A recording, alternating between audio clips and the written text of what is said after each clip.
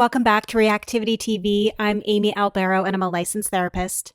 I'm Chris. I'm not a licensed therapist, but do you remember back when I said Matt James was a disingenuous individual who lacked principles and everybody vilified me for it? I just want to point out, as it turns out, I was right. And that's why you should care and pay attention to a little bit what I say, because I got maybe a hot take about this episode. This was not a good episode for Grant. This was a bad episode for Grant. Are you doing a little comparing, contrasting between Matt James and Grant? No. I actually think Grant thus far is a very nice human being. I just think he's having a bit of a rough time, and I think people are going to take that as a hot take, maybe on par with my Matt James take. But I was right about Matt James, and that's why you guys should listen to me and pay attention here, because this just wasn't a good episode for Grant. I thought he was so strong in episode 1. And episode 2 here, I thought he got pushed around a lot. I thought the women manipulated him left and right. I thought he backpedaled a lot. I think he tried really hard. I think he had some moments, but honestly, I thought there were more bad looks than good looks for him this episode. Am I wrong? Yeah, I have a whole different feel on Grant after this episode, as does my group chat. So we'll get into my reactions and yours. And apparently you have things to say about Matt James. No, I just heard we're not a Bachelor news podcast. I just heard that Matt James is taking some flack because he did the same thing he did a while ago. And it's just a pattern of behavior here that was so apparent and noticeable to anybody who was paying attention. So it's weird to me that people are surprised now, and weird to me that that people are kind of shocked at even the way it went down. It was like he showed you who he was a long time ago. And that was back before I was even doing this podcast. That was back when I just saw a few episodes when I was sitting on the couch next to you while you were watching it. And it was apparent to me then based on 3 episodes. So I don't get it. I don't get why people are surprised. I don't get why, there's any sort of like strong reaction. It's like, somebody shows you who they are, you believe them. Well, we are not here to litigate the breakup between Matt James and Rachel Kirkconnell, but what we are here to do is to talk about Grant's season of The Bachelor. That's season 29, episode 2. And we are going to get into all of that and some good date, bad date. Good date, bad date's back this week. So we have a lot to talk about tonight. But before we do, please be sure to hit that like button at the bottom of this video and also subscribe to our channel. We love our growing community. We love all that action in our comments. Keep it coming. Yeah. And also please hit that bell icon so that you're alerted anytime we post new content to the channel. Okay, so I've already given you my opening thoughts. What are you thinking about this episode? Second episode, our first episode with true dates. We get a little bit more color into some of the women. I have one resounding reaction, feeling, judgment, and it's cringe. I just felt like the whole episode was cringy. I felt secondhand embarrassment. For who the most? Everyone. For Grant, for the women, it was just, I just got icked out, I think. Yeah, there weren't a lot of good looks here. Yeah. I thought that most of the women, and I think we're going to disagree on the one that I thought handled things the best, but we'll get there. I agree with you. I thought pretty much everybody looked bad this episode. Yeah. And it's so disappointing because they all looked so interesting and strong the first episode. I'll say it. In the Meet the Women episode, our kind of preview episode, I was really interested in seeing what Zoe was going to bring to the table. Episode 1, I'm like, I'm out. Episode 2, I'm literally at this point throwing her out the window. That's how out I am on Zoe. Wow. Talk about a hard fall fast. So disappointing. I was looking forward to her. On paper, she seemed like she was going to be great. Wait! Don't get too ahead. All right. We have some good date, bad date to get into before we get into that date specifically. All right, then let's do good date, bad date. Okay. So to remind everybody, Good Date, Bad Date is a segment where we look at the actual dates that happened and we talk about whether or not they are actual good date, bad dates, and why. We don't care so much about the events of the show so much or the individuals. We're really only looking at the dates. If we were to go on that date or take somebody on that date, when would it be appropriate and what do we hope to learn from it, right? And then we'll get into the actual events of those dates in the next segment. So we start off with basketball camp with the kids, then a 5-on-5. We had a little bit of a dunk contest. A very little bit of a dunk contest. Hey, we're not there yet. Okay. Okay. You just told me I couldn't speed us ahead. What do you think here? And then there was an after party. There was an after party. Yeah, we always say the after party is relevant, right? Yeah. Yeah. How do you feel? Sporting events? You are big on sports. I love when there is an opportunity to see how someone works on a team. I love anything that can showcase someone's athleticism because I think that it does, there's that saying that I try to live by, how you do anything is how you do everything. And so I think that this is a good example of that. And we're seeing a lot all at once. This is a good opportunity to see how someone is not only in an uncomfortable setting, in a competitive setting, in a teamwork setting, with kids. I mean, there's a lot going on. Yeah. And so I think from like an evaluative assessment type date, it's a good one for that. Where it falls down, of course, is that there isn't a lot of one-on-one opportunity here. So like not quite a date. It's more, again, evaluative. Yeah. So this is a tough one because they clearly wanted to do the 5-on-5. I get that, which means you need 10 women. The arc of the show is that you have 3 dates a week. And so when else can you spend 10 of your women in one group date? It's a lot. And so it has to come early. But the problem for me is that it's coming too early. Yeah. Like I don't know anything about these women truly. If I'm Grant, I've spent only a few minutes with these women. And so I don't it's too many women on the court that I have to pay attention to. I don't even know who I'm going to connect with on a values, system. Like I haven't weeded enough of them out yet. And that's sort of my problem is I get what you're saying and I don't disagree. But for me, this is just coming too early in the process. And I think that's the big downer for me. I love the cocktail party. The cocktail party gives us an opportunity to have some one-on-one time, get to know each other a little bit more, learn about those value systems. But I feel like in some ways it's inverted. Right. And that's the problem for me. Yeah. I mean, this is a date that we typically see later in the season when there's maybe 2 one-on-one dates and 1 bigger group date. Or maybe a one-on-one and then you get the double, date, something like that. Yeah, like that's where I feel like it'd be a little bit later. Get us 4 episodes in. A little invested. Yeah, exactly. And at that point, Grant knows at that point that 5 of them are not going to make it. They're just there for production purposes, and he can really concentrate on the 5 that matter. And then I think now you can kind of glean some of that stuff that you were talking about earlier. But yeah, I mean, I don't know. Anytime you get a cocktail party, you're already at a bare minimum of C- on a date. I think it has some value, but yeah. Yeah, I'm like a C. Yeah. C for this. Like it had the potential to be entertaining.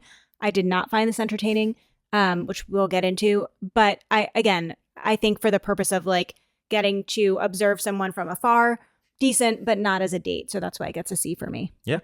All right, let's move on to the mall date. So, all right, I feel like I've been talking about malls a lot lately, not on the podcast necessarily, but in life. I was just talking to people at work the other day about how malls are like the thing that you hate but love all at the same time.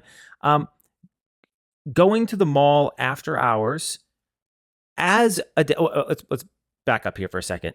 The first date is at a gymnasium. The second date is at a mall. Where's the budget? You know where the budget is? It's in all the music. Marketing. It's in all the music that they are using for the season. Is that what's happening? I think so. I mean, they have so many songs. Yeah, but Grant wrote half of them. Right? I mean, we'll come to that. Yeah, I just now we're at a mall. First 2 dates, kind of like where's the budget? There wasn't a marketing budget for this season, so it's just I'm finding the whole thing a little bit strange. But I thought I was gonna hate this date. But actually, I actually liked it in a lot of ways. They did a lot of activities. They were clearly there for a lengthy period of time. That was quality one-on-one time.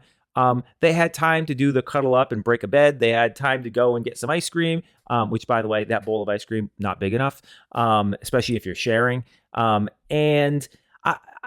it grew on me a lot as I just saw, how dynamic it was and how it could be.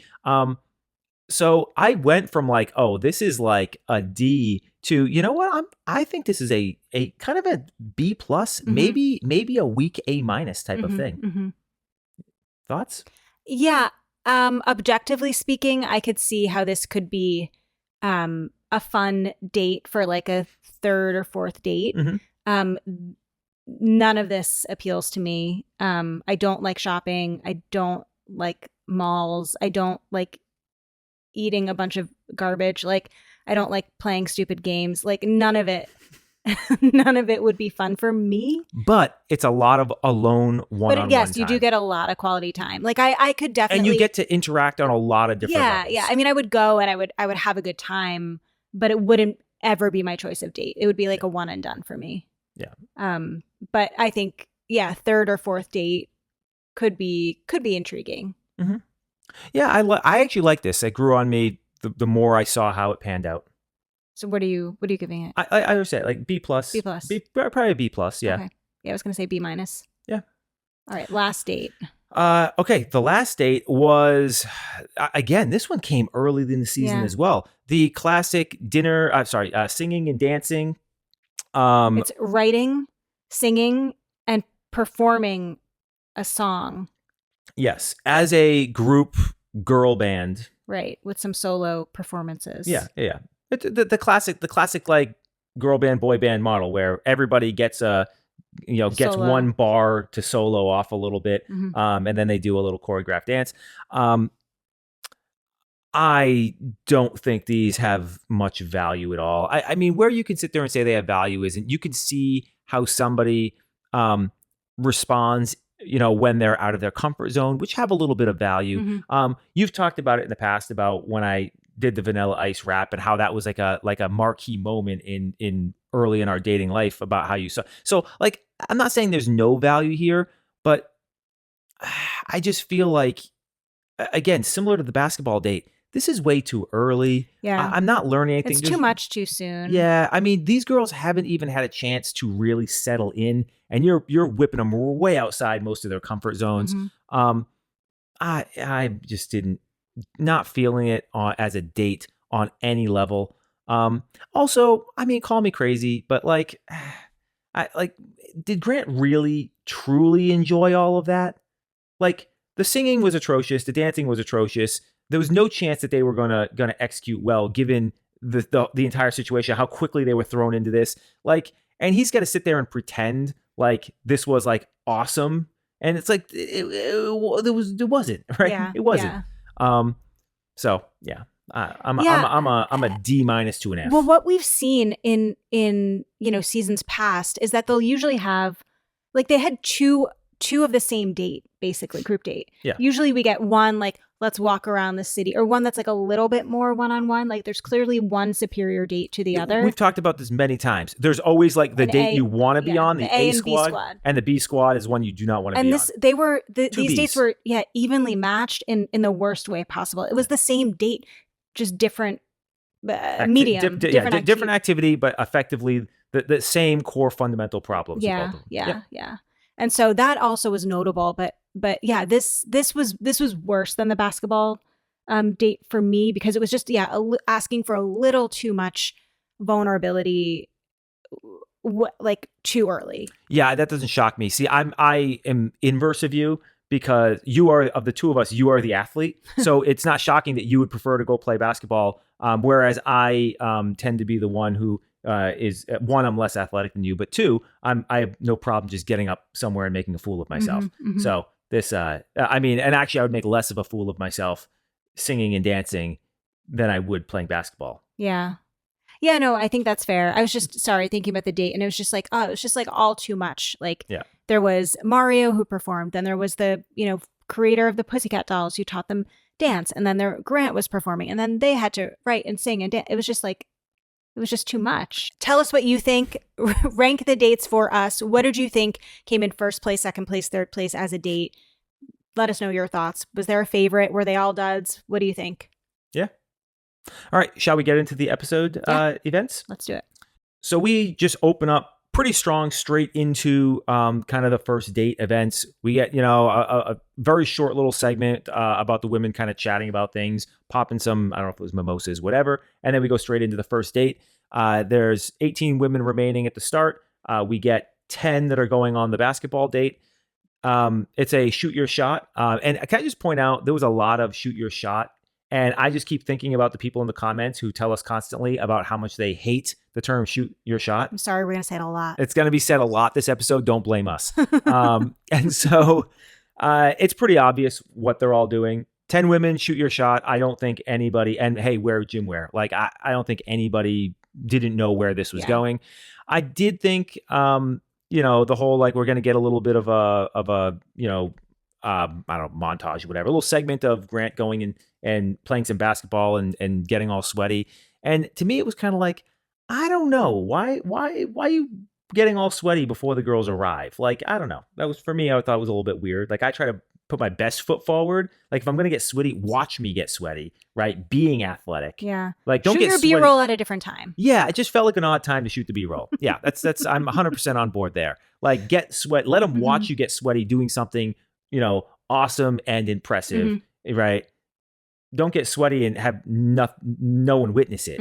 That's just weird to me. Bad decision. But this was an episode of bad decisions, so it's not. It's the first of many. It was the first of many. So the girls roll in, find out that we're gonna have a bunch of kids that are gonna play basketball with them. I loved this, by the way. Okay. Initially, I was like, okay, Grant, we get it. You love basketball. It's a big part of your life. And then, we do see a little foreshadowing where he's talking about, his dad bringing him to the park and how to play basketball. And that's really what he wants to do for his kids. And then when he's like, okay, I'm going to bring out some ballers. I'm like, oh, here we go. Pro basketball players, been there, done that. The fact that he brought the kids out, I thought was a really nice twist on this date that we see every season. And he is going hard at this idea that he wants to be a dad. That is clearly, I love basketball, I want to be a dad. Those are his two main beats that he keeps giving us. And so we combine the two. And I just thought that was really fun. And it was, again, a good test to see, Grant, how much do you actually mean this? How good are you actually with kids? As a viewer / therapist, that's what I'm looking at, and I have some thoughts. And also the women, and what is their reaction going to be? What is their comfort level with kids? How much can they go with the flow? And the thing that I found and maybe I'm getting ahead, so please stop me, but the thing that I found so fascinating about this date is there is a way that you should be, in my opinion, when you're with adults, and then there's a way that you should be when you're with mixed company, including children. There's a different parts of your personality that are appropriate to have forthcoming and not. And I just think that there are some women that just did not take the cue correctly. I think that's an incredibly insightful view of what transpired here. And I generally agree. What I would say is that I would have failed this because the kids would have rolled out and I would have been like, ugh. Come on. Well, there was one contestant that's like, oh, yay, kids. And I was like, oh God, just sip it. Just sip it. You're trying too hard. Yeah. It's not believable. Yeah. That would have been me. I don't even think I would have got that far, but I do agree with you 100%. Grant leans into this aggressively. And Natalie shines here because that's actually where her skill set lies compared to many of the other women. But yeah, it really did give the women an opportunity to lean in to something that Grant has continually expressed interest in. And I don't think enough of them recognize that. I don't think the maturity was necessarily there. The self-awareness was necessarily there for them to recognize that these kids were pawns to let Grant see how you're baby. And he wasn't, again, the thing that I really like about Grant is he's not hiding the ball. Yeah. He's not a subtle guy. He tells you. I say all the time, I love giving somebody the answers to the test and let me see how you score when I've given you the cheat sheet. Grant is the same way. He tells them what he cares about. He gives them the cheat sheet. Just regurgitate the answers back to me, people. Yep. And the number of women that failed that did not realize. Do you know what someone should have done had they been paying attention? Play patty cake? No, for the slam dunk contest, ask a kid if you could pick them up and have them dunk the ball. Like, hello. Well. First off, we don't know if somebody would have planned that because we only got like one dunk before Zoe crushed the dunk competition. But Yeah. yes, no, I agree with you. That would have been like lift one of the kids up on their shoulders and go and dunk it. I agree. Perfect. Right. And so yeah, I think this was one of those things where like it there was almost like too much of an illusion going on where it's like, oh no, you all think the basketball and winning is important. No, that's not why we're here. And I think too many people missed the point, lost the plot in doing this. And you know, Natalie shined. She said, I'm not, you know, basketball is not my strong suit. What I'm gonna lean into what I am good at. But I suppose the dunk contest happened before we get into the 5-on-5, right? Correct. Yeah. Or what would have been a dunk competition. We get a couple of dunks in. Nobody kind of picks up on what really is supposed to be happening. And then Zoe comes in, forfeits the dunk competition to grab him. You know, somebody... She wanted to shoot her shot. Somebody had to try this, right? I'm not surprised after last episode that Zoe would be the one. I'm a little surprised at how she's leaning into a villain edit, it feels like. So quickly into this season, because it did kind of feel like on paper she's somebody who could go far on the merits, and doesn't necessarily need to lean into a villain edit. So it's an interesting take, right? So I find that whole aspect of things fascinating. But ultimately, she does grab him. They go up to kind of the roof or some, you know, outside, upstairs, whatever, and they spend a few minutes. It's unclear how long they're there. Doesn't seem like it's tremendously long, but it doesn't really matter, right? At the end of the day, it's a group date. She not only, you know, took some one-on-one time, but literally took them to a completely different floor. This is Grant's first failure of the night. How so? Did you see those kids' reactions? They were crushed. This wasn't about Grant, and it wasn't about the women. Don't tell me that you brought these. Yes, they are props and pawns, but you also need to be mindful of the fact that these are children. And they still have feelings. And they thought they were going to be a part of it. And I wish that Grant would have said, like, I want to have time with you. You, like, let's rain check this. And when we, you know, in halftime of this game, let's go. Like, I wish that he had done that. I wish instead he says, okay, sure, kids, come on, let's go. We're going for an elevator ride. I think that probably would have gone a really long way with the kids. Again, it's having a balance, right? And so I just think that he, again, showed me where his intuition is as it relates to being aware of what kids' wants and needs are. So I didn't even think about that. I think that's really interesting. And I agree with you as you say it. What I would respond with is that in that situation, I can understand how Grant ended up on the roof, right? I mean, many of these situations that he misplayed tonight, I get it. But like, it's a sign of a weak Bachelor, and that's what makes me nervous. Yes, and I don't disagree with you there. I think the first time it happens, okay, live, you know, learn from it, you know, live to fight another day. And then, but the problem is we started to see this as a pattern over this episode where he made this same kind of mistake over and over and over again. And it's like, ooh, okay, now somebody has to like rein him in a little bit and be like, dude, you're making the same mistake over and over and over again. You gotta stop. So I would have been more charitable if this was the only time we saw it in the episode. But I understand how he ends up there. He's kind of like, you're still feeling it out. It's only episode 2. You know, he knows the girls are supposed to be aggressive, come at him, try and get time with him. He is trying not to come across as a jerk. He doesn't want to get a bad edit himself. You know, he's trying to go with the flow. You know, I get it. I get how he ends up there. I don't agree with it, but I get it. Fine. I can get it too. I just think there was a different way to play I would have brought the kids. Come on, kids, let's go. But inversely, what a good opportunity for the women who got left behind to kind of create, get some credibility with the kids. I'm sure that in whatever videos that Grant or the producers, you know, procured from the kids, they didn't really have a lot of nice things to say about Zoe. You know, did not seem that way. No. That being said, though, again, I don't think a lot of women took the opportunity. I don't either. They, many of them we saw. And again, we didn't see all the footage. We don't know exactly what happened, but it did feel like plenty of them were like, oh, Grant's gone. The kids go play, do whatever. Let's just sit here and gossip. Meanwhile, then you had the Natalies of the group that were like still engaging with the kids. Yeah. And so, I mean, spoiler, she will go on to get the group date rose, but it was maybe the least suspenseful group date rose in the history of group date rose. In fact, both dates were not particularly suspenseful, but this one in particular, like, it was so obvious. She was the only one, literally the only one who understood the assignment. Yeah. Yep. So once like Zoe and Grant come back, they're like, Grant's like, all right, like, let's get back to the dunk competition. And conveniently, Jesse walks right on in. Not letting that happen. No way. Not a thing. And announces that they are going to have a 5-on-5 game.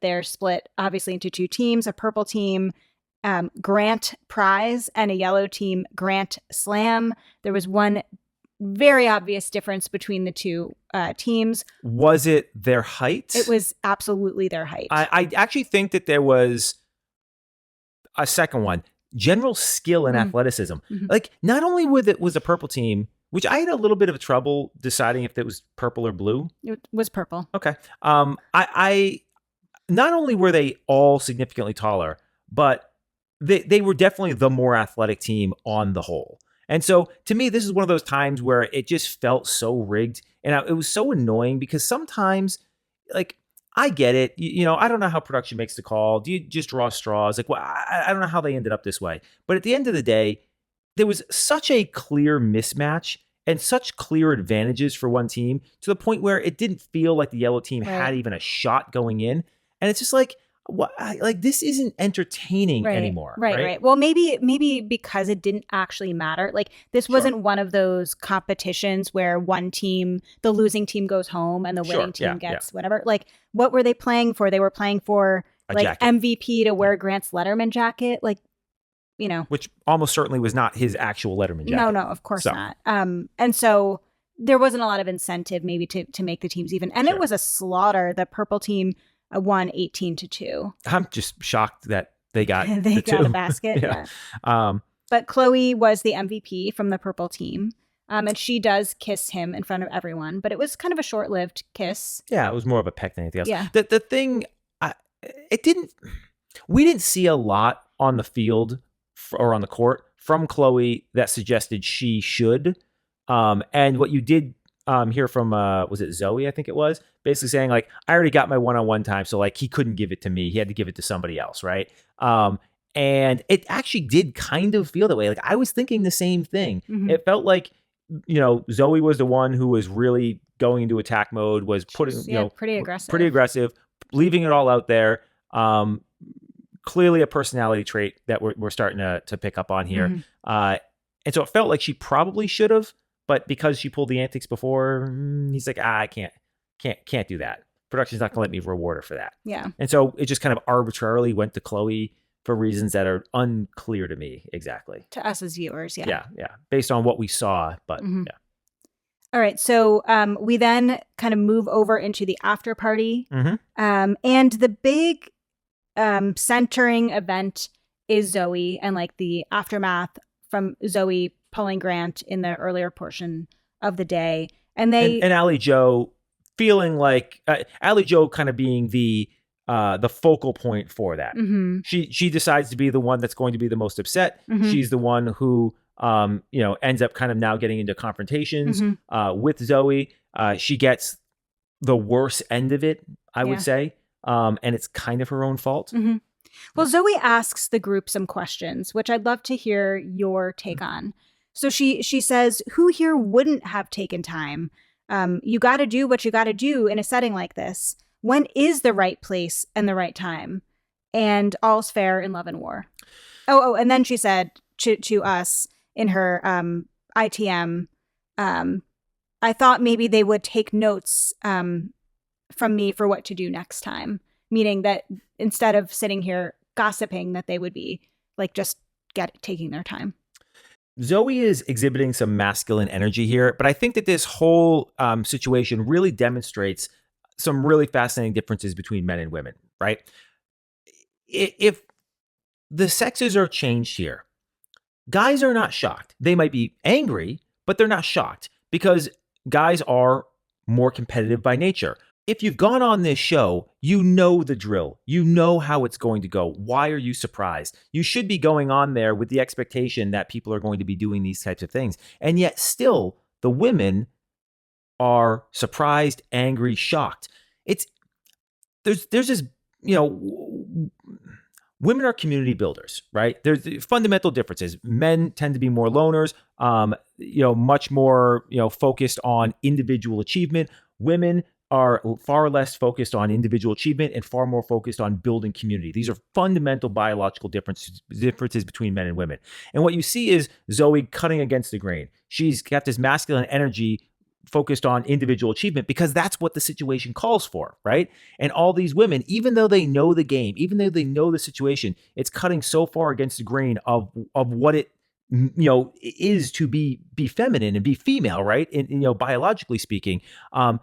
And that's what I find more interesting. It does not matter. It's a whole nature versus nurture thing. It does not matter that they know that this is going to happen. It does not matter that it's the right thing for Zoe to be doing. They all still don't know how to handle it, and they all still get upset over it. And it's such a fascinating psychological case study, right? Yeah. Yeah. Listen, I mean, and I need to, as you were talking, I'm sort of trying to check my own bias because if you recall, in Jen's season, first group date, Devin pulls genocide, and I loved it. I thought it was great. And I'm not necessarily, my criticism this whole time isn't of Zoe, it's of Grant. Yes. And I think the thing with Zoe is a little bit her delivery, in that it's so just so assertive in the way that she doubles down. Yeah. So the thing triples and quadruples. Yeah. So the thing about Zoe is they all basically attack her in the room. Leading the charge is Allie Joe, and she just is like, "Yeah, guess what? This is the game. I don't care." Yeah. Like, and this is, you want to talk about a way to really shut down these types of situations. It's, I don't care. It's like I'm doing me. You can have a problem with that. Have a problem with that. Right.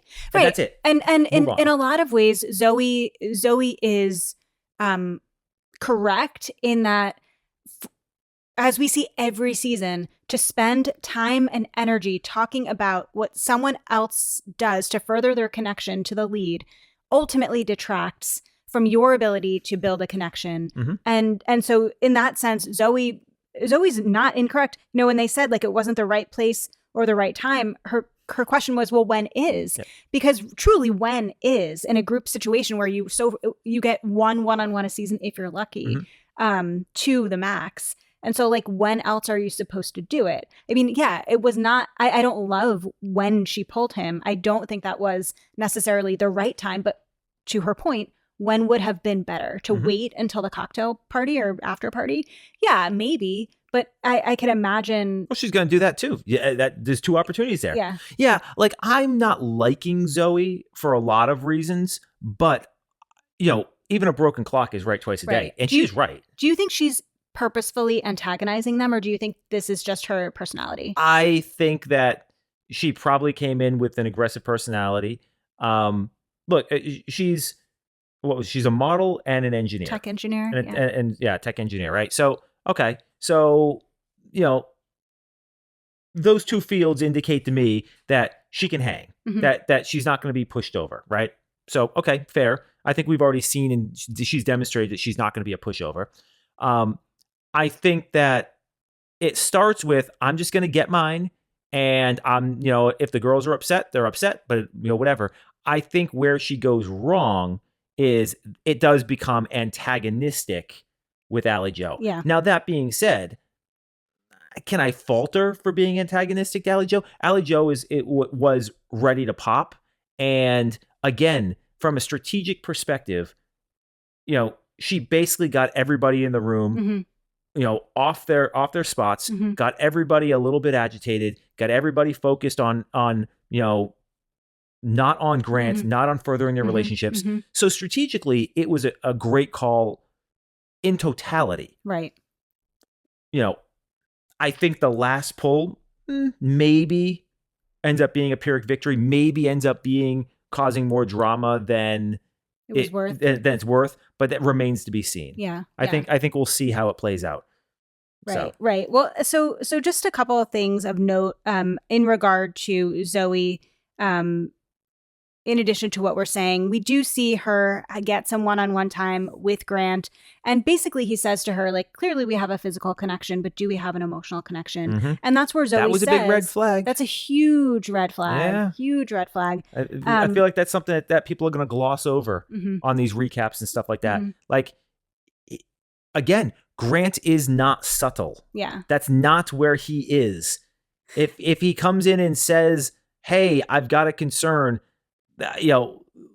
that's not him playing to the cameras. That's a real concern. Yeah. Listen. And listen, because he's not saying that to many of the other women. Mm-hmm. Yeah. Mm-hmm. Well, and she tries to say, like, essentially she goes a long way to say, yeah, I'm pretty guarded, and it takes me a while to let my guard down, but once I feel safe, I can, let my guard down and speak a little bit more freely and be more open. And I think that is also not a red flag for Zoe, but a red flag for Zoe in this process, because that whole statement of, like, can you get there, that we hear on this franchise, like, they just don't have enough time. And I think the women and Grant, but the women specifically, are probably rubbing up against, or bumping up against rather, this wall that she has up. Like, all the other women are, kind of leaning into one another and being a little bit more vulnerable. They're crying, they're this, they're that. And I just think that Zoe is just not going to be comfortable with that. Mm-hmm. If it takes her a while to feel safe with someone, to let her guard down, of course she's going to be walls up and seem standoffish, probably seem unfriendly. Yeah. And again, that's where I'm like, probably partially not antagonistic until, to your point, later, but just like a way that she's kind of like adapted through her life. Mm-hmm. So I just want to throw her a little empathy there.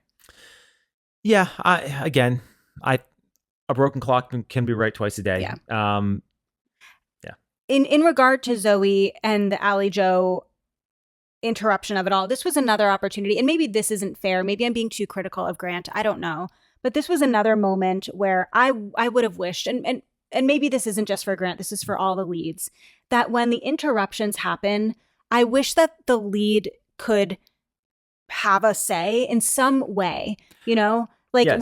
when Ally Joe is with him and they're in the literal middle of a sentence, and Zoe comes and says, I want to interrupt to say goodnight. I wish that Grant would have said, can you give us just a minute? We're just finishing up a conversation. I'll come find you. Yes. Well, so there's an interesting aspect to this that we don't talk about enough, and I think it actually is really important. And that is, who is getting asked when somebody approaches the lead with a contestant. Are they asking, hey, can I steal you? Or, hey, can I steal him/her? Yeah.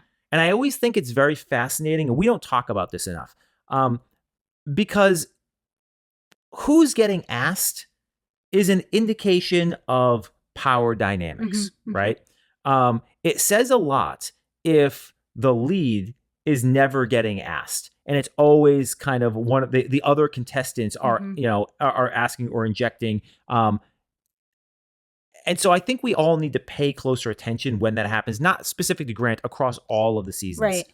Yeah, I think that's a really good point, to pay attention to that. Let's definitely notice that this season to see, because I'm sure we're going to have more interruptions. Yes. I'm really curious to see how that progresses this season. Yep. So going back to your earlier point, though, I 100% agree that this was Grant's moment to kind of put his foot down and to kind of put the boundaries up around the decorum and the etiquette that he is going to accept as a lead. That is his job as a lead. Doesn't matter if it's the Bachelor or the Bachelorette. You are the lead, and it is your job to put the governors around what is acceptable behavior within your season. And this is a moment where, if it's me, I'm the one who's saying, to Zoe, I've already spoken to you for X amount of time. She has gotten Y amount of time, which is less than X. So, I'm going to finish my conversation with her, and then I can come find you. You don't get to say when good night is. production says when good night is. Mm-hmm. It's not good night yet. Mm-hmm. The time before that, when Allie Joe comes and interrupts, and Allie Joe, basically asks to steal him. And what does Zoe do? Zoe actually does the right thing here and says, "Can you give us 2 minutes?" And Allie Joe's like, "No." And she literally takes him by the Takes it hand and drags him, pulls away. Here's the thing.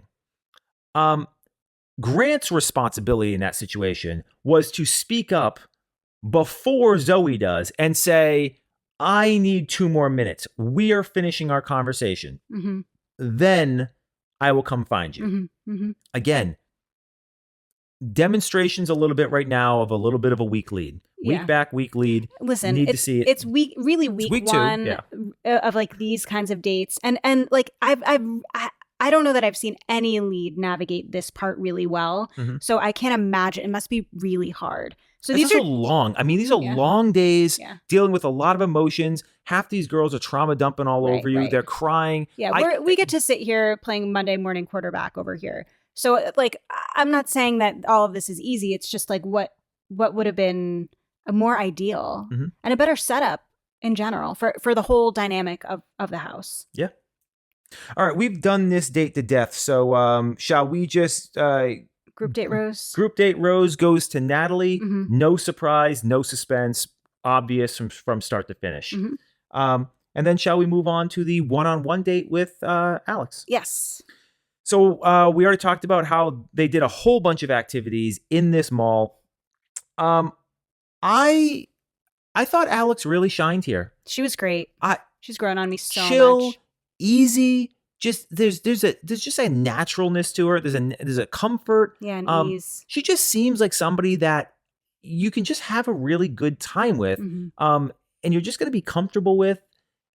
She also was able to like get like, not emotional is the wrong word, but vulnerable. Like get vulnerable. Yeah, she could get in there and have interesting, deep conversations while at the same time being fun and being carefree, demonstrating, both maternal, sort of like warm, caring type of characteristics, as well as being like, fun and like exciting. And I don't know if she could have done a better job. This was just an A+ performance out of her across the board. I agree. She's so likable. She's so endearing. She's sweet. She's funny. Like, and in a date like this, the small date, it's all so stupid, right? Yeah, like it's all like such all stupid the activities are silly. Yeah. And I was kind of looking for how performative she was being or how inauthentic she was being, but she didn't read that way at all. Mm-hmm. Like it seemed like she was able to not take herself so seriously, actually have fun. She was hilarious. She was fun to watch. I bet she was fun to be with. And I think she's awesome. I think she might be my favorite of the season at this moment. She is definitely, she's really well-rounded. Yeah. Extraordinarily well-rounded, just generally likable. Mm-hmm. I'm a fan as of right now. I would say the only thing that could have made this date a little bit better is if it was a double date with Linda.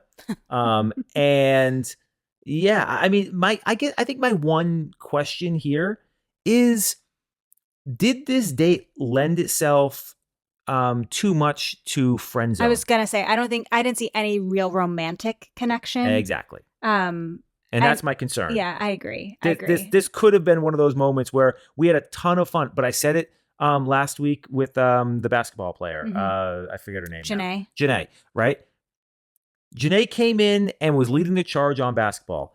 That's just not the thing. Like, no guy has been like, I want a girlfriend and a wife because I want to go play basketball with somebody. That's just like not how guys think. That's what he keeps saying. No, that's not what he's saying. He said he wants to wake up on a Sunday morning and play basketball with his kids and his wife. Yes, the kids are the operative thing there. That's not what he's doing with his wife, okay? And it just, as I said last week, it's additive, but it's not a leading characteristic, right? Mm-hmm. There are other characteristics. Being a good mother to those kids, playing basketball, even if she's terrible, because she wants to spend time with the kids. That's the quality he's looking for. Fair. Right? And I don't think basketball it's not the basketball skill. It's not even the interest in basketball, right? It's like when my mother would play board games with me and my brothers and my dad, not because she had any even ounce of enjoyment out of it, because it was miserable for her, I am sure, right? It's because She's a great mother. She loves us. She's maternal. She wanted to spend time with us. And what we were doing didn't matter, right? That's actually what Grant is saying here when he says the comment of, yeah, I want to get up on a weekend and play basketball with my wife and kids, right? But I don't think enough of the women are really understanding that basketball is not the thing. And so my concern about this mall date was, did we just do a whole lot of basketball activities where it just becomes too friend zone-ish? We go back and we talk about what was the king, Dancing with the Stars. Joey, thank you. Joey and Jen. One of the things we had said about Joey and Jen was that they went and did the bumper car or the race cars and all that other stuff, where it just never felt like there was an emotional, romantic spark. It just always felt like they were just being two people having fun doing goofy activities together. Yeah. But it never moved into truly romantic territory. Yeah. Right. Yeah. So agree. But I loved everything about this date and how she performed on it. Up until, I'll say it, boombox and a cassette. Where did he find a cassette player and a cassette? And that song at the end when they're dancing, I don't know. What was that song? Like that was all weird, right? I'm not sure. I'll save it for my thorn. Okay. My last thought on this date was the piano. I think we need to take a few moments here because this is now the second time. This is my thorn, but go ahead. Oh, okay. Well, so Grant is really leaning into this musicality. And I don't know if he actually wrote that on the fly. Let's assume for a second that he did. I mean, I don't think he's a tremendous prodigy, but that was kind of impressive to do on the fly. I mean, I don't know anything about piano. It didn't seem like it was that complicated a piece to play, but coming up with a little bit of a song that's thematically appropriate. It was cute. I do want to point out that when he does his song later in the episode, that was a train wreck, absolutely atrocious, but we'll get there. But I can understand how that would be a touching moment to people, but you disagree. You didn't like the song? Please do not ever I have no musical talent. Serenade me with an original song ever. But I couldn't write an original song. That is, it just, made me want to shrivel. Really? Why? I don't know. It just feels so cringy. Like, what am I supposed to do with that? I mean, it's like the happy birthday song. Like, what are you supposed to do when people sing that to you? You're supposed to smile and laugh and blow candles out. That's what you're supposed to do. Yeah, I didn't like it. It was, if he made that up in the moment, fine. I don't buy it. It just felt inauthentic. It made me think of, oh God, it's some movie or show where someone says that they made an original song and they just keep swapping out the name for whoever that particular guy is. She's Just Not That Into You. When yes. that character, the female character, says she met an artist and he leaves her a voicemail of singing, and then she gets another voicemail with a different name. He's like, "Oh crap, did I just call the wrong girl?" And so the same song with just changing the name. Yeah, that's the vibe it gave me. Okay, yeah, fair. I didn't like it. I just didn't like it at all. Right. But that's like a personal preference. You do hate having people sing "Happy Birthday" to you. I just don't like it, and that's what it reminded me of. Okay, fair enough. All right, so she does get a rose, obviously. Mm-hmm. And I mean, I think she would have had to have really bombed after getting the first impression rose. That's sort of the downside to giving the first date to the first impression rose is it almost feels like it's a foregone conclusion. Yeah. Right? Yeah. So, but, cool. So group date number 2. Yes. This is the singing, dancing, writing. Basically, we open up with Mario coming and singing. Then we get the Pussycat Dolls creator to teach them a dance routine. And then we get Grant singing. This was atrocious. This was really hard to watch. Hard, awful. And then the girls go on and do their performance. The Backstreet Girls. The Backstreet Girls, terrible name, but that's beside the point. And yeah, I mean, look, I don't think there's anything really good to say here. Every one of the girls' performances was awful. Not a one of them was. And look, I'm sympathetic. It's a hard thing to get up there and do, especially on the first the first date of the season. For each I of feel these like women. I can't even negatively comment on it. I just can't. Yeah, I mean, I don't. Every performance was awful, but like I Equally. don't blame them. Yeah. Like it was such a hard situation to be put into so early in the season. I mean, I don't think any of them could have done significantly better here. I just hated everything about this. But yeah, then we end up getting the MVP or whatever the winner. It ends up going to Carolina. I keep vacillating back and forth about Carolina here. I kind of like her sometimes, kind of think she's annoying other times. Haven't really settled. She's very pretty. There's a personality that I like about her at times, and then she's just like, just I can't put my finger on it. But I think she's gonna go relatively far in this competition. Like I don't think she's going home in the next couple of weeks. That being said, she does end up getting the winning, so she gets a crappy gift of Mario is gonna sing to us in this live audience, and we're gonna dance together on stage. That's not real one-on-one time, right? You're in a crowd in front of a bunch of other contestants, so like I don't know what kind of prize that is, but Carolina shoots her shot. Let's keep going with it, right? Jumps all over him on the couch, straddles him, makes out with him, and upsets all the other women. Another Grant miss. Okay. And then he acts surprised. Well, so talk about that a little bit. I agree with you, but you talk about it. Grant is in a position of power here. Yes. He is responsible for the 9 other, or how many? It was 7 on this date. There's the 6 other women that are there, as well as the audience. He's the host of this show. He's the lead. He needs to be in charge. And so for him to carry on in that way was so incredibly disrespectful, inappropriate. Disrespectful, inappropriate. That's not even the word. Inconsiderate is the word. And it's like, I get that you're trying to compartmentalize your relationships with the other women, but what you just put on display for everyone to see was unkind. Mm-hmm. I agree. Inconsiderate.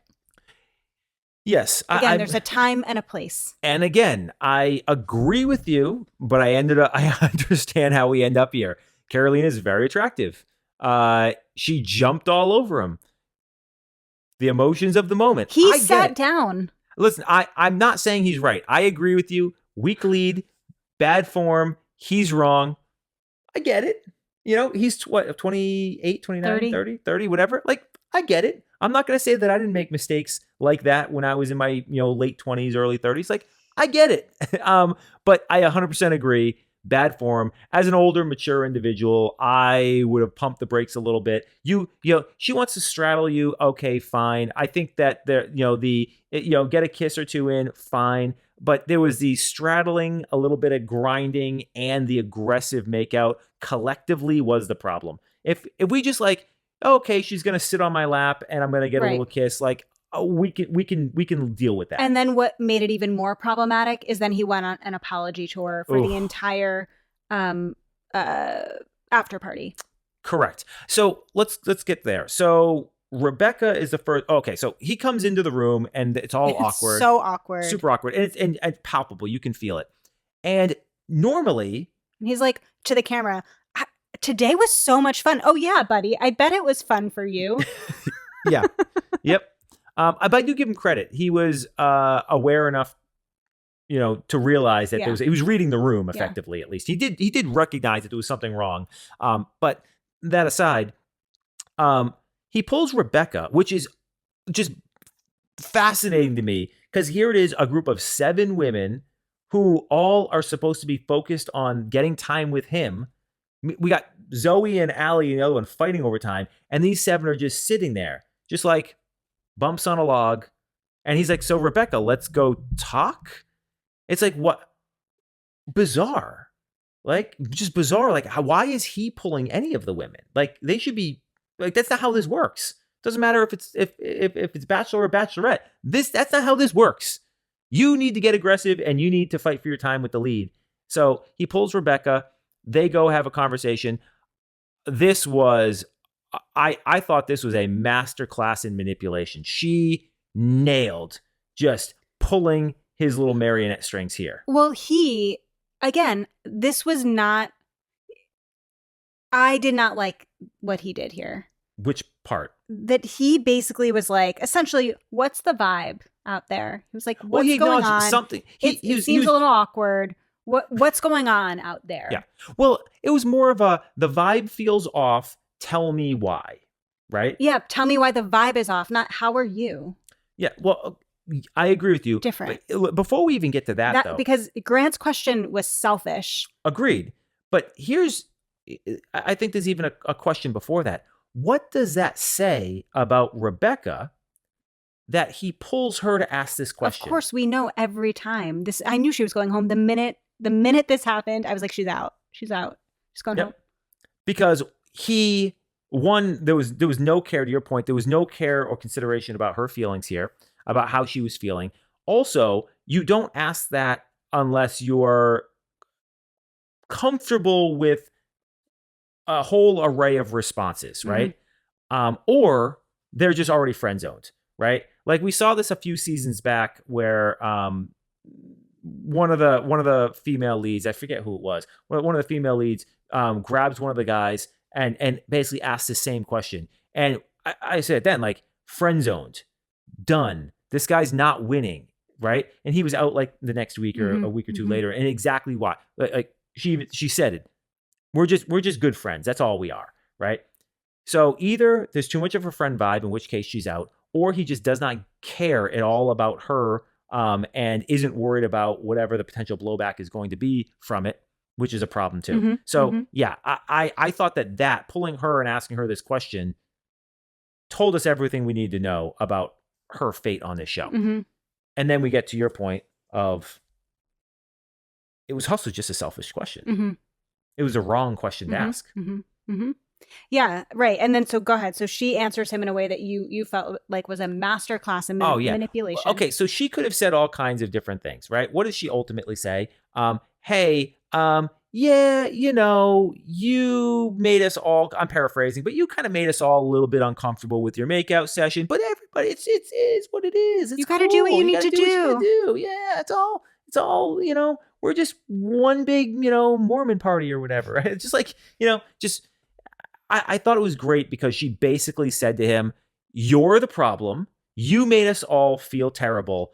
But I know that this is just what you need to do. And so it's not me. It's all the other girls, right? And he bought it. I mean, it didn't really matter because she does end up going home. But like if she had not already kind of been slated to go home, like this was great manipulation. And it did dictate all of his actions for the remainder of the night. He then went on to use your words, an apology tour, pulling all the women. This was a complete waste of a night. It was all about him. All about him, but there was no real meaningful conversations that now happen. Maybe a little bit here or there, but not compared to some of the other opportunities he could have had. It really was just a wasted night. The one who ends up shining tonight is actually the one that the girls were all upset about, Carolina. And because she manipulates the crap out of him too. So he gets manipulated by two women on opposite sides. I don't even know how that's possible. Pick a side, dude. Like, you even pick a side. Expand on what you think was manipulative on Carolina's part.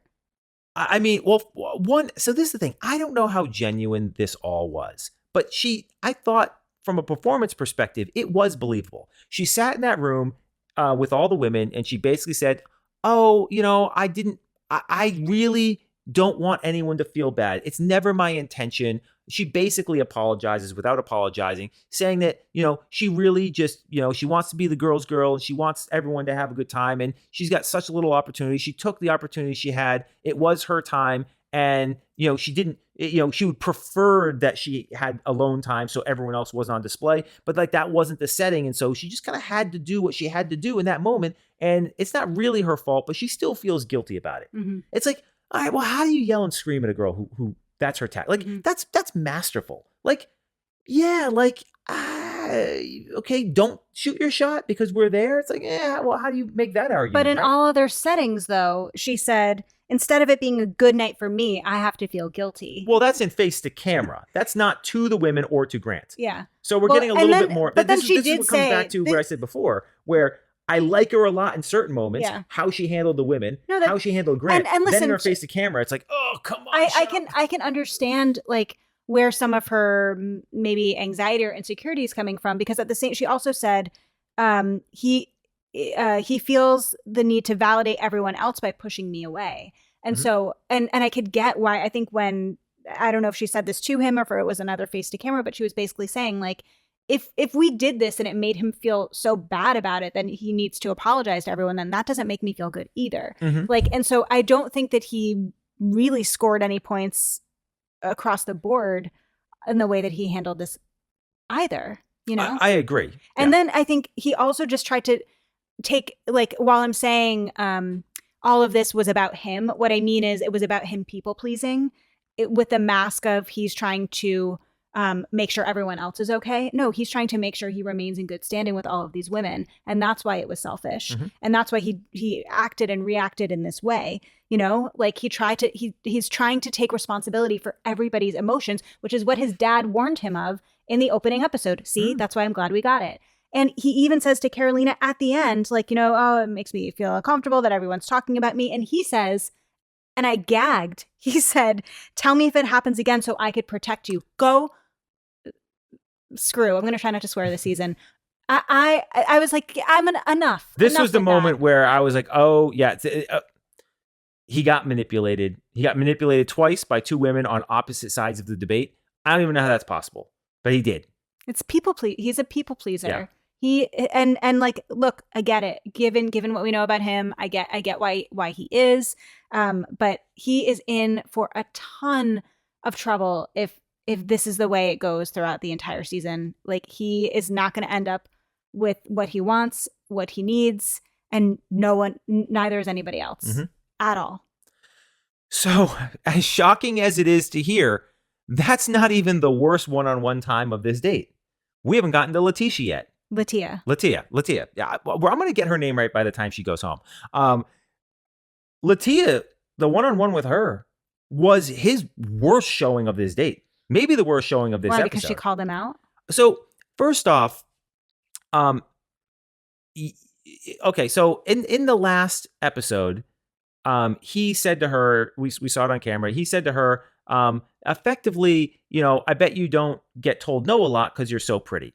Okay, now, I'm not a woman, so I'm not going to pretend to know if that's an insult or not. The way I interpreted that statement, right or wrong, and I wasn't there, was that you are very pretty, and also you have a strong personality. So you're not told no, not because you're pretty necessarily, but because you're pretty and you also have this strong, tough personality. So I saw it as sort of a double compliment. But again, like, I wasn't there. I only saw the short clip. So whatever. She apparently took it as offensive, and that's fine. Like, look. Or just that he misunderstood her. Sure, like, misunderstood. Yeah, like so that's fair. So I totally understand why she wants to confront him about this. And that's fine. What I would say, though, is that we get to kind of the disingenuous part of it is, if I've met somebody for 10 seconds and they say something that I find offensive or triggering, I'm out. Like, why are you still here? So, like, that's sort of the thing where, like, you have to, now it's been another whole day, another whole whatever, and now you're going to go confront him about it. It's like, I'm sorry. Like, to me, you shouldn't even be here. I didn't think her confrontation was that confrontational. I thought she was basically trying to clarify, like, hey, you said this thing about me. What did you really mean by that? Because that's not actually my experience. Sure. And he immediately, I know. Backpedaled, reversed. He didn't even, she barely got the words out, and he was like, I'm so sorry. I misspoke. It's like, wait, what? We don't even know where she's going with this or what you really want. There's something underneath this that she wants you to know about. And how many conversations has this guy had? He's apologizing for something. Like, I don't think that I would have even known what she was talking about without further clarification, right? Like, we see it because we see a quick flashback and whatever. But, like, this guy has been going on dates with a whole bunch of women, has had conversations for hours into the wee hours of the morning. You think he remembers every last little thing he said? it wouldn't shock me if literally he had no idea what she was referring to and he's just apologizing outright. And I think that is, again, indicative of his people pleasing. This to me was a bad moment for him because, I agree. again, he didn't confront what he said. And this thing, she took something as triggering and offensive. That's her perception. Doesn't matter if we agree or disagree. That's her perception. She confronts him about it, and instead of engaging with the conversation, instead of saying like, okay, what was it? That wasn't what I meant to say. This is how I meant it. How did you take it? And let me learn from this. It was, let me apologize. Stop crying. Let's cuddle up. Let's get a kiss in. Let's move on. Like, it just, there was no recognition right. of what caused the disconnect or the miscommunication. Again, episode 1 gave us all that we needed. It gave us the answers to this entire season. What does he say in episode 1? He says, essentially, I never really learned how to deal with confrontation. I never really learned how to deal with conflict. Guess what? Seeing it play out. Thank you. Yeah. Thank you for telling us that. We know. Not surprised at this point. Yeah.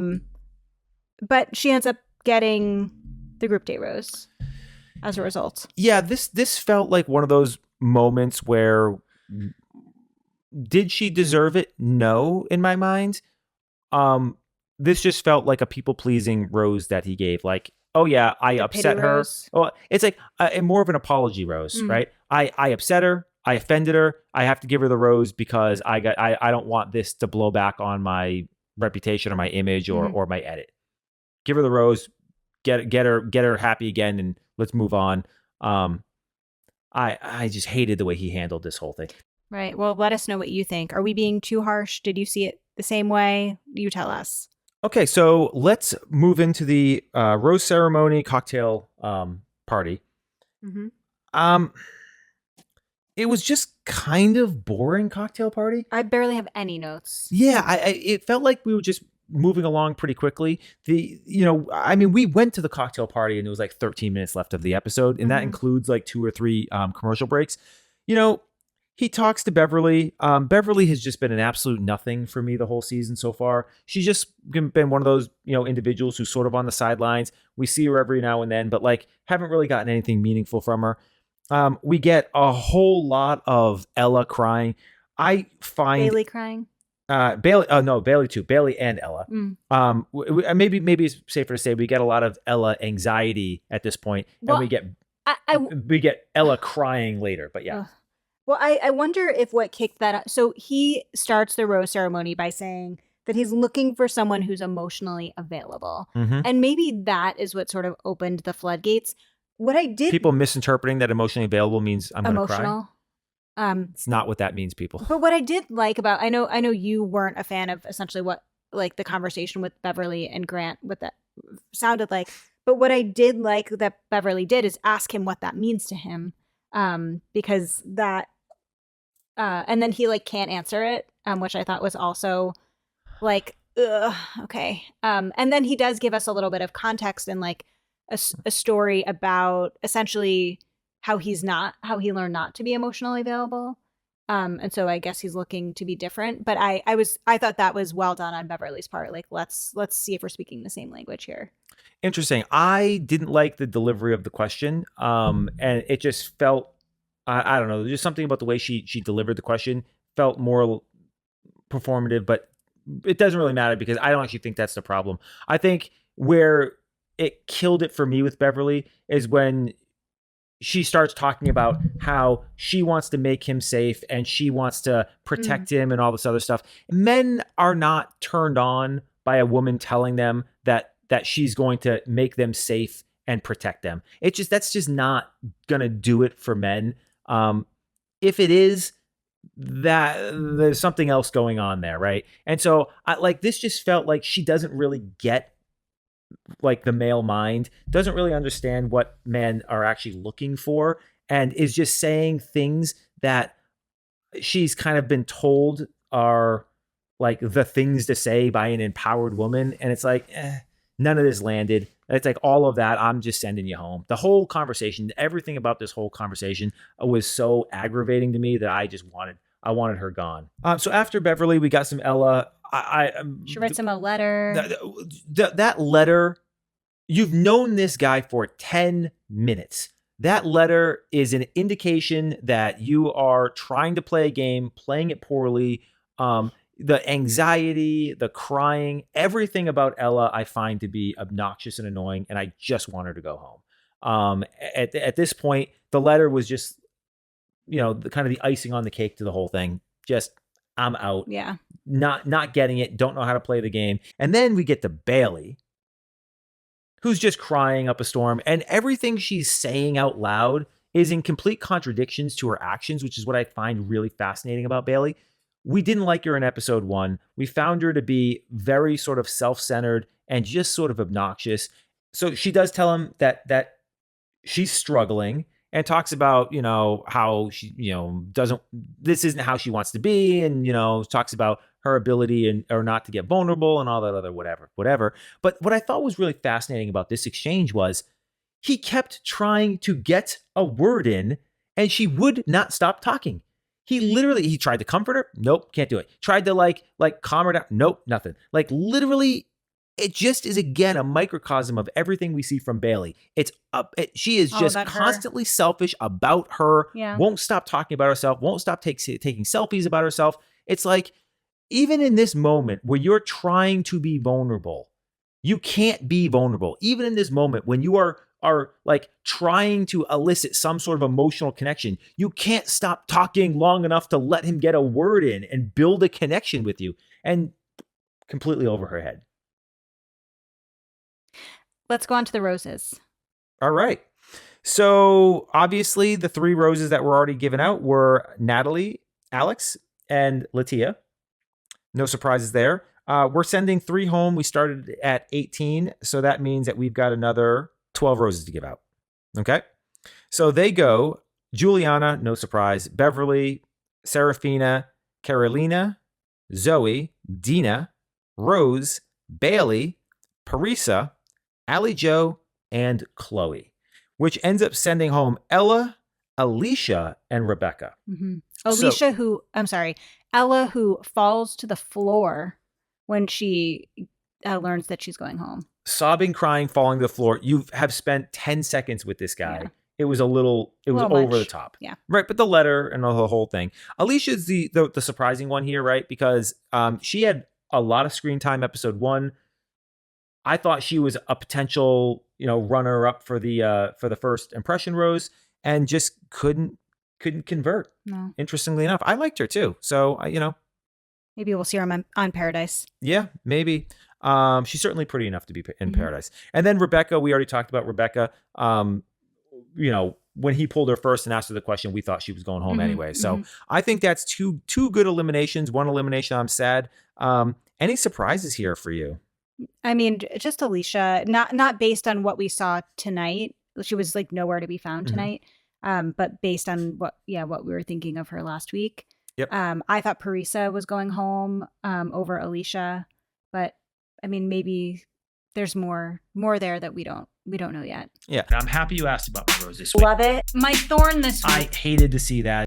So shall we move on to Rose and Thorn? Yeah, let's do it. All right. Where do you want to start? Why don't you tell me your Rose and Thorn? Okay. So my Rose is I'm not a poet. I don't aspire to be one, but I can appreciate good prose and good puns and good rhyming. Okay.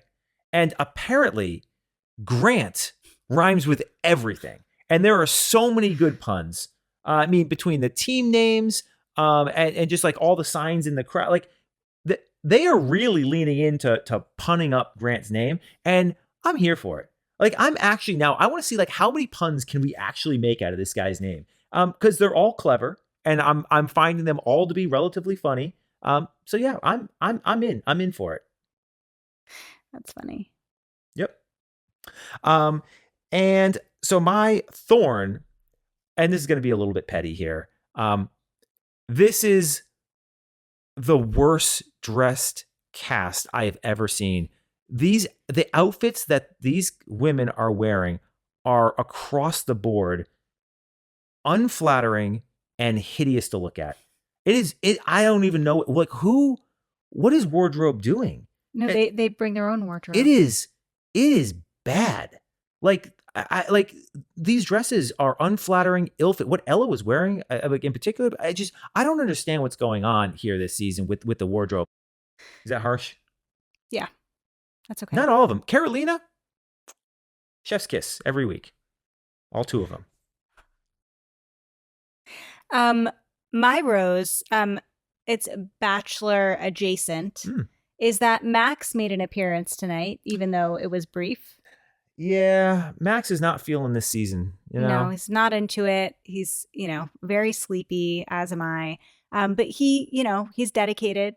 And so he wanted to be here for all of you. He sat and watched the episode with us. He the did. whole episode. He sat and watched it. And then the second it was time to record, he wandered off and went and fell asleep. Yeah.